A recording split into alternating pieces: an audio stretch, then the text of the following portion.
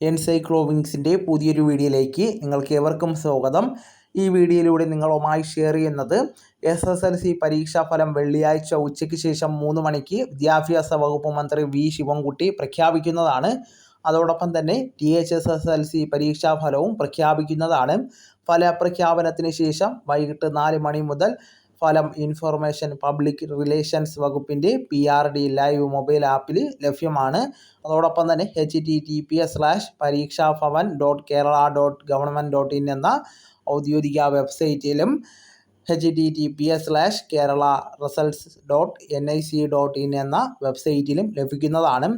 2964 സെൻറ്ററുകളിലായിട്ട് 4,26,697 വിദ്യാർത്ഥികളുടെ ഫലമാണ് പ്രഖ്യാപിക്കുന്നത്.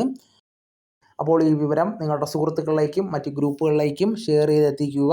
എല്ലാവർക്കും നല്ലൊരു വിജയാശംസകൾ നേരുകയാണ്. നമുക്ക് തുടർന്നും വിജ്ഞാനപരമായിട്ടുള്ള മറ്റ് വീഡിയോസും ആനുകാലിക വിവരങ്ങളുമായിട്ട് വീണ്ടും കാണാം. അതുവരെ ഗുഡ് ബൈ.